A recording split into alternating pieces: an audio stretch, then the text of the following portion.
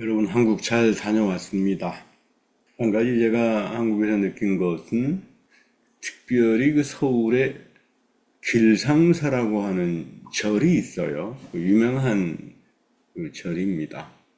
유명한 정치인들, 문인들이 출입했던 그런 장소라고 합니다만은 그곳이 이제 이른바 길상사, 찾아오는 이들에게 좋은 일들, 상스러운 일들이 이제 생길 것이다. 그렇게 해서 아주 인기가 있는, 많이 광고도 하고 저명한 분들이 많이 찾아가기도 하는데, 왜 이토록 불가는 무소유를 이야기하는데 정작 만나본 사람들은 무소유보다는 어떻게 하면 보다 더 많이 가질까, 어떻게 하면 경쟁에서 살아남을까, 이제 그런 아주 치열한, 땅덩어리가 좁아서 그러는지는 모르지만 그런 모습들을 보고 왔습니다. 그런데 사실 기독교는 무소유를 말하지 않아요. 소유를 말합니다. 그런데 그 소유는 무슨 탐심을 가지고 욕심을 가지고 그런 소유가 아니라 살아계신 부활의 그리스도를 소유하라, 그겁니다. 그러니까 기독교의 가장 기본적인 정신은 우리가 그리스도를 나의 주님으로 만나고 영접하고 내 안에서 그 주님이 살아계실 때 나는 그분의 소유가 됩니다. 나는 그리스도의 소유가 되는데, 내가 그리스도의 소유가 되면 더 이상 바랄 게 없어집니다. 더 이상 바랄 게 없어집니다. 흔히 불가에서는 비워야 된다라고 이야기하는데, 기독교도 비우라 이야기하죠. 십자가 앞에서 너희들을 비우라. 십자가 앞에서 너희들이 영적 죽음을 경험해야 된다. 사실 이런 바울의 본문은 기독교인들에게도 상당히 소중하게 여겨지지만, 제가 만났던 불교 학자들, 또 불교에 오랫동안 그 수련을 했던 사람이 좋아하는 본문이에요. 바울의 이 말씀이 참 자기네게도 좋다. 근데 우리는 비움으로 끝나는 것이 아니라 하나님 것으로 채워지는 사람들이에요. 하나님으로 채워지기 때문에 더 이상 바랄 게 없습니다. 무소유로 해서 비워지는 게 아니라 난 하나님으로 인하여 예수 그리스도의 은혜로 인하여 채워졌기 때문에 더 이상 세상 거 그렇게 대단하지 않다. 물론 그 대단하지 않다라고 하는 게 그러니까 빈둥빈둥 게으름 피우고 영적으로 그런 삶을 살아야 되느냐 하는 그런 말은 아닙니다. 그만큼 하나님 거로 채워준 그것이 소중하다, 그런 말이겠죠. 바울이 고린도 교인들을 만나면서 가장 부딪혔던 심각한 문제는 고린도 교인들이 스스로 나는 신령해, 이겁니다. 신령한 거 좋은 거죠. 신령이라고 하는 건 여러분 하나님 앞에서 경건한 자세고, 그 경건한 자세를 통해서 살아계신 하나님을 나의 아버지로 체험하는, 그리고 성령이 주시는 지식과 하나님의 선한 생각과 능력이 나타나서 내가 하나님 앞에서 복된 삶을 사는 것이 신령인데, 이 사람들은 신령이라고 하는 걸 이해 못했어요. 신령하다라고 하는 것을. 그러니까 스스로 미혹당해 버리는 거죠. 우리가 신앙생활하면서 가장 중요한 것은 내용을 알아야 합니다. 입버릇처럼 말하지만 믿음, 소망, 사랑, 신령함, 이 모든 것들이 담겨져 있는 내용을 모르면 우리도 고린도 교인들처럼 다 그렇게 될 수밖에 없어요. 누마 종교처럼 생각한 거예요. 그러다가 보니까 내가 끊임없이 하나님 말씀 앞에서 하나님의 선한 음성을 들어야 되고, 이런 거를 하지 못하다가 보니까 세속적인 가치에 다 물들어 버리게 됩니다. 경계를 허문다라고 하는 거, 여러분 오셔서 알겠지만 미국에 오래 살다가 한국 가면 문화가 많이 낯설 겁니다. 저는 특별히 굉장히 문화가 나에게, 사람들이 쓰는 언어와 생각과 이런 것들이 낯설다는 걸 느낍니다. 같은 한국 사람인데도 외국에 나와서 살았는데 그 둘 사이에 갖고 있는 문화의 경계를 넘어선다는 거, 그거 여러분 불가능합니다. 근데 사람들은 그럼 환상에 빠져버리죠. 경계를 넘어선다. 어쩌면 고린도 교인들이 그랬는지 모르겠어요. 누마 종교에 들어가서 어떤 종교든 간에 내가 복 받으면 끝나는 거지. 이것도 좋고 저것도 좋고. 그래서 경계를 넘었던 사람들이 성경에 보면 나오죠. 세상에 바알도 좋고 하나님도 좋고 그러다가 완전히 망그러지는 인생을 볼 때가 많습니다. 바울이 고린도 후서에서 굉장히 중요하게 쓰는 표현이 있다면 위로입니다. 여러분, 이 위로라고 하는 말이 굉장히 중요합니다. 어떤 분들은 목사님 교회에 회개하러 갑니까? 위로받으러 가지. 이런 말씀 하시는 분들 많아요. 근데 여러분, 위로라고 하는 말은 성령의 어근에서 나옵니다. 곁에 같이 선다. 파라클레이토스라고 그러죠. 보혜사 성령은 여러분들 곁에 서는 분이잖아요. 여러분들이 말씀 안에서 살아가고 신앙 안에서 하나님이 주시는 인격을 만나게 되면 그때부터 여러분들이 느끼고 깨닫고 알게 되는 게 성령께서 살아계셔서 내 곁에서 나와 동행하시는구나. 내가 기도할 때마다 하나님께서 카운슬러가 되어 주셔서 하나님의 뜻을 성령을 통해서 나에게 알게 하는구나. 여러분, 위로라고 하는 것은 굉장히 중요하죠. 내가 어려운 일을 경험할 때, 내가 이거 어떻게 하면 좋은가 할 때, 하나님께서 내 곁에서 성령을 통해서 내 마음을 위로하고 하나님의 선한 생각으로 채워줄 때 나는 모든 것들을 다 이길 수 있잖아요. 모든 것들을 다 승리할 수 있잖아요. 그래서 여러분, 위로라고 하는 말은 히브리 말에 라함 또는 네켐이라고 하는 말인데 우리의 생명을 품고 있는 어머니의 자궁과 같다, 그런 뜻입니다. 내가 하나님의 위로를 경험합니다. 하나님이 내 생명을 품어주시고 있다. 하나님이 나의 생명을 품고 살아가시기 때문에 나는 어떤 환난과 어려움 속에서도 모든 것들을 다 이겨낼 수 있습니다. 다윗도 이 하나님의 위로와 자신의 생명을 포대기에 싸서 지켜주시는 그 은혜를 사랑하면서 평생을 살았던 분이고 바울도 마찬가지였죠. 나는 늘 예수 그리스도의 부활의 생명을 품고 살고 있다. 이거 다 위로, 레헴이란 말이에요. 그러니까 여러분, 교회 안에서 이 위로가 넘치는 것은 예배 속에서입니다. 하나님은 이 예배 속에서 위로를 주십니다. 그게 하나님이 안식하셨다. 여러분, 안식이라고 하는 것은 그냥 쉬었다 이런 뜻, 단순한 그런 뜻이 아니에요. 하나님이 창조를 하고서 내 삶 안으로 들어오셨다, 그겁니다. 그러니까 우리가 이렇게 생각하면 됩니다. 하나님께서 6일날 창조하시고 7일째 안식하셨는데 안식은 하나님이 창조하신 것이 아니라 그 안식을 통해서 하나님은 예배를 창조하셨다. 하나님의 7번째 창조를 우리는 예배라고 생각하면 돼요. 신앙생활 하면서 성수, 에센스들을 깨닫고 살아가는 게 아주 중요하지.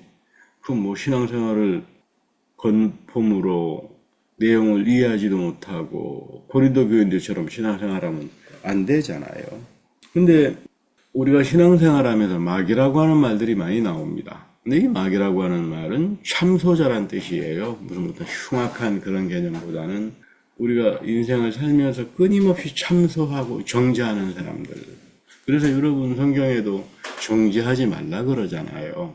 정당한 비판은 괜찮은 거예요. 근데 이 정죄를 하기 시작하면 끊임없이 참소를 하게 되는데 오늘 요한계시록 12장 10절에 보면 우리 형제들을 참소하던 자, 곧 우리 하나님 앞에서 밤낮 참소하던 자가 쫓겨났다, 이런 말을 합니다. 그러니까 이 막이라고 하는 게 뭐냐면 끊임없이 참소하는 자들이에요, 하나님 앞에서. 이 영적인 세력이 무슨 힘이 있어서 하나님 앞에서 참소하는 것이 아니라 하나님 의로우신 분 아닙니까? 하나님은 정의로운 분 아닙니까? 그런데 저 인간들 나쁜 짓 하잖아요. 왜 침묵하세요? 이런 식으로 와서 참소를 합니다. 근데 쫓겨났어요. 왜 쫓겨났나 하면 하나님이 예수 그리스도의 십자가에서 참소를 없애버린 겁니다. 참소를 못하게 해버린 거예요, 십자가 앞에서. 더 이상 마귀는 정죄를 못합니다. 그 이유는 십자가 앞에 서서 자기 중업을 경험하는 사람들에게는, 참소자들은 자기 힘을 발휘하지 못합니다. 이거 여러분 굉장히 중요합니다. 오늘날도 사람들 속에서 참소하는 자들이 나타나고 그런 걸로 인해서 복잡하고 이 참소가 심해지면 거짓말들이 생겨나고 거짓으로 사람을 정죄하고 그런 모습들이 비일비재한데 그러나 내가 그리스도의 십자가 앞에서 하나님이 나를 정죄하지 않는다. 하나님이 참소를 없애버렸다. 그러니까 여러분, 이게 굉장히 중요한, 이런 자리에 서 있는 사람들이 하는 특징이 회개입니다. 그러니까 여러분, 회개라고 하는 게 굉장히 중요하죠. 그래서 바울은 고린도 후서 7장 10절에 가게 되면 하나님의 뜻에 맞는 슬픔은 회개하게 한다. 그래서 구원에 이르게 한다. 후회할 게 없다 이 말이죠. 회개는 경건한 애통이에요. 여러분들 인생을 살다가 보면 내 마음대로 내 생각대로 할 수 있는 게 없어요. 마음은 원하는데 육신이 연약해서 하나님 앞에서 아름답지 못한 삶을 사는 경우들이 많이 있을 수 있습니다. 이거를 경건하게 애통하게 하는 마음이 회개예요. 그래서 나를 예수 그리스도의 십자가 앞에 서게 하고 하나님이 참소를, 악한 자들의 정죄를 다 말살시켜서 나를 용서하셨다. 그리고 나는 영적으로 이 예수의 십자가 앞에서 죽은 자다. 여러분, 이게 회개죠. 근데 아무도 회개란 말을 하지 않고 오히려 보면 전부 다 어떻게 하면 바벨탑을 쌓을까? 어떻게 하면 나는 이렇게 위대해? 겉모습만 드러나고 굉장히 하지만 사실 속이 전혀 여물지 않은 사람들. 교회 안에서도 겉모습, 여기에 여러분 하나님께서는 중심을 보시는 분, 물론 뭐 제가 경험했던 교회여서 뭐 다른 곳은 그러지 않을 걸로 봅니다만, 베드로는 계집종 앞에서 3번씩이나 예수님을 부인했습니다. 그러나 그는 애통했습니다. 내가 연약하구나. 그리고 하나님의 은혜를 구하는 축복으로, 구원으로 선언됩니다. 그런데 여러분, 유다도 애통을 했지만 경건한 애통이 아니라 후회, 자책, 결국 하나님도 나를 어떻게 할 수가 없어. 자살로 끝나버리잖아요. 비극의 대명사가 되어버렸죠. 그래서 여러분, 내가 하는 회개의 의미를 잘 알아야 합니다. 철학에서는 회개란 말을, 여러분 학문이라고 하는 것도 자기를 돌이켜보고 자기를 합리적으로 반성하지 못하면 학문이라고 하는 거 할 수 없잖아요. 여러분 책을 한 권 읽어도 반성하면서 이게 무슨 뜻인가 그러면서 지식이 생겨나고 자기 것으로 소화가 되지, 그 뭐 책 뚜껑만 있고 법만 있고 이해도 하지 못하면서 읽은들 그 책이 무슨 의미가 있겠어요. 오늘 바울은 회개의 가장 중요한 내용을 이렇게 말합니다. 내가 원하는 바 선은 행하지 아니하고 도리어 원치 아니하는 악만 행한다. 참 희한한 이야기죠. 바울이 악을 행했다는 말이 아니라 여기서 말하는 것은 인간의 한계를 말합니다. 여러분, 인간은 한계를 다 가지고 있잖아요. 뭐 육신적으로도 의식주 해결도 문명이 결정되려면 이 자기 모습을 하나님 앞에 정직하게 내놓고 살아가는 사람이에요.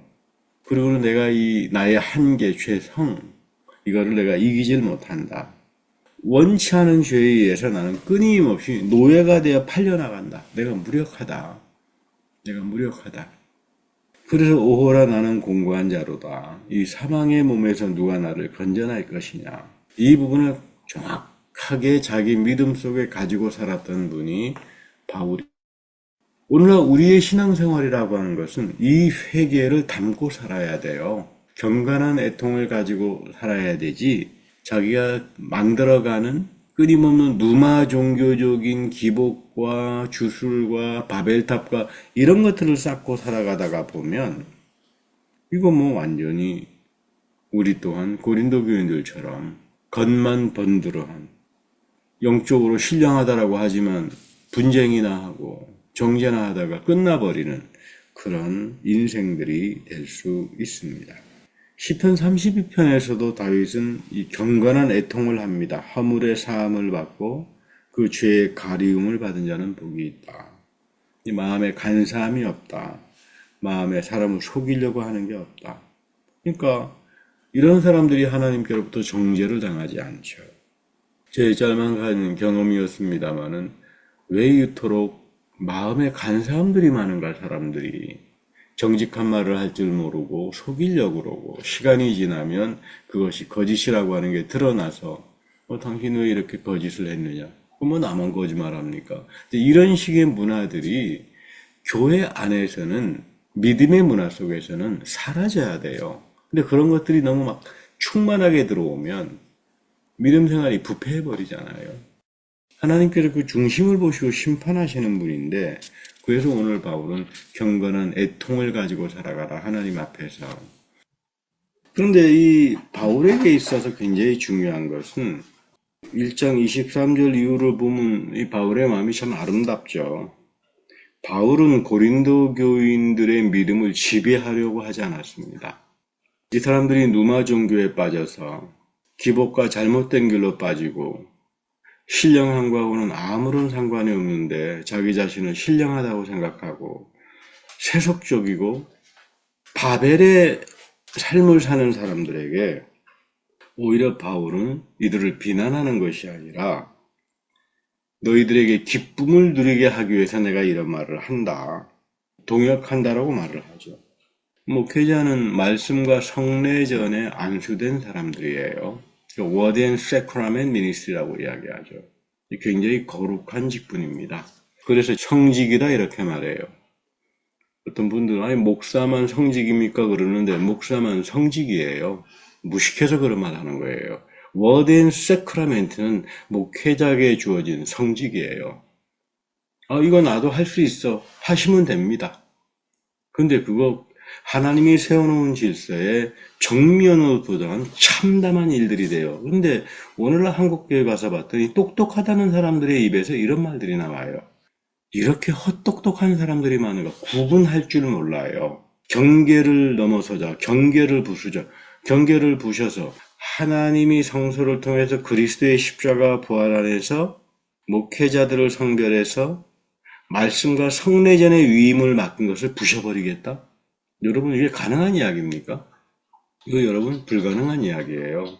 근데 세상 사람들이 그런 말하면 이해는 하죠. 근데 교회를 오랫동안 다녔던 사람들의 입에서 이런 말들이 나와서 저는 굉장한 충격을 받았습니다. 목회자는 워드 앤 세크라멘 미니스트리를 통해서 성도들의 영혼의 범사가 잘됨 같이 세상에 나가 형통하게 살게 하는 삶을 말씀을 통해서 가르치고 그것을 위해서 기도합니다.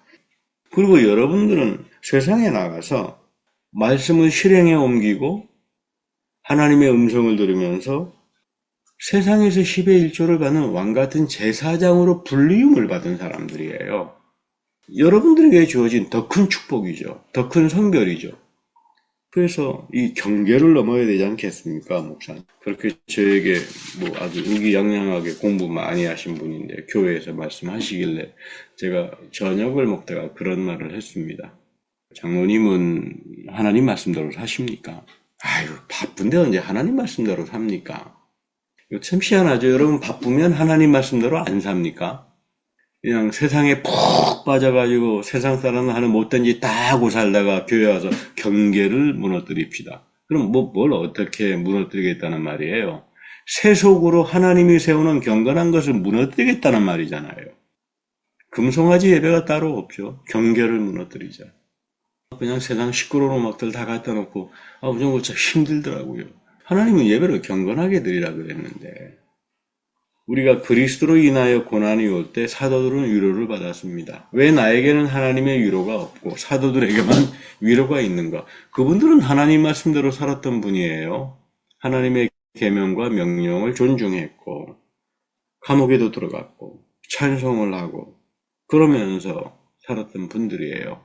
저는 별로 산책을 하면서 찬송을 잘 못 부릅니다. 주로 읽었던 책들을 기억하기 위해서 혼자 떠오르는 생각을 중얼중얼하게 말하면서 이렇게 걸어다니는 그런 산책의 습관이 있습니다만은 요즘은 이제 고치려고 그래요. 저의 산책도. 산책을 하면서 찬송을 불러야 되겠다. 그 세상 지식 가지고 중얼중얼 거리고 외우면서 거리를 돌아다니면 뭐 하나 딱 미친 사람이라고 이야기하겠지. 저를 보면서. 근데 찬송을 부르면 마음에 선한 생각이 오잖아요. 이 벅차오르는 기쁨들이 있잖아요. 그래서 이제 책도 이제 그만 읽어야 되겠다. 가급적이면 찬송을 부르면서 하나님의 위로를 사모해야 되겠다. 이런 생각을 해봅니다만 이 하나님은 끊임없이 우리에게 거룩함과 진실함으로 대합니다. 뭐 내가 죄 가운데 있어도, 내가 연약한 가운데 있어도, 내가 모자란 가운데 있어도 하나님은 나를 끊임없이 신실하고 거룩한 분으로 대해 주신다. 이게 축복이에요. 이게 축복입니다. 루돌프 오토라고 하는 독일의 아주 저명한 신학자 한 분이 계세요. 이분은 거룩에 대한 연구로 아주 유명합니다. 거룩의 이념, 거룩이란 무엇인가? 자그마한 책이에요. 이 책 자그마한 책 하나로 이분은 지금까지도 세계에 영향을 미치는 그런 아주 유명한 신학자고 종교학자입니다. 주로 이분은 하나님의 거룩함에 대해서 연구를 했어요. 성경에 나오는. 대표적으로 거룩의 체험이 무엇인가? 이사야서 6장에 보면 성소에서 이사야가 한 체험이 있잖아요. 이거 내가 죽게 되었다. 하나님의 거룩 앞에서 내가 죽게 되었다. 이거 누미노제 경험이라고 그러죠. 하나님이 거룩함이 나에게 오면 영광의 빛으로 나타나기 때문에 나는 눈을 멀게 됩니다. 바울이 눈이 멀잖아요. 모세는 그것이 무서워서 하나님이 너 신발을 벗으라 그러잖아요. 여러분, 믿음 생활이라고 하는 건 여기서부터 시작하는 거예요. 거룩에 대한 체험. 여러분들도 크고 작든 거룩에 대한 체험을 다 가지고 살아가잖아요. 그게 경건이죠. 하나님이 살아계시고 거룩하신 분이로구나. 그러니까 나는 경건한 마음을 가지고 살아야 되겠구나. 이게 믿음이죠. 또 이런 것이 없는 믿음이라고 하는 건 전부 다 잘못되고 고린도 교인들이 이야기했던 누마 종교의 기복이나 다 그런 주술로 빠져버린 잘못된 부패한 겁니다. 내가 하나님의 거룩을 경험하기 시작하면 사람은 누가 겸손하라 그러지 않아도 겸손해집니다. 낮아진다 이 말이에요. 하나님의 거룩 앞에 나는 설 수가 없다. 그리고 하나님이 거룩한 울타리를 쳐놓은 것들은 그것을 거룩한 것으로 존중하며 살아갑니다. 제가 이번에 가서 참 충격받은 것은 교회 안에 하나님이 거룩의 울타리를 쳐놓은 것들이 있는데 그거 전부 다 허물어버려요. 경계를 허물자. 그 교인이 3,000명이고 5,000명이면 뭐합니까? 하나님이 세운 거룩의 울타리들, 그리고 내가 여기에 임재하겠다. 하나님의 안식의 사인으로 준 것들을 전부 다 허물어버리면 그럼 어떻게 합니까? 거룩한 것을, 하나님이 세워놓은 것을 거룩한 것으로 존중하지 않는 사람들. 그런 사람들만이 하나님이 먼저 그리스도의 십자가를 통해서 나를 사랑해 주었다. 그리고 나를 새로운 존재로 만들어 주신다. 성만 채널을 통해서 부활의 그리스도가 나를 항상 내 곁에서 성령을 통해서 위로해 주신다. 이 영적인 능력을 가지게 되지. 여러분들 이런 것들 허물어서는 안 됩니다. 믿음이라고 하는 것은 끊임없이 하나님의 거룩함과 신실함 앞에 서는 거예요. 신실함, 참 좋은 말이죠. 히브리 말로 아무네라고 하는 말인데 우리가 흔히 쓰는 아멘이라고 하는 그리스 말이 여기서 나옵니다. 아무네. 우리 표준 세번역을 읽어보면 그리스도 안에는 항상 하나님의 예만 있을 뿐이다. 예스예요. 하나님이 예수 그리스도 안에서 우리에게 예스를 했어요.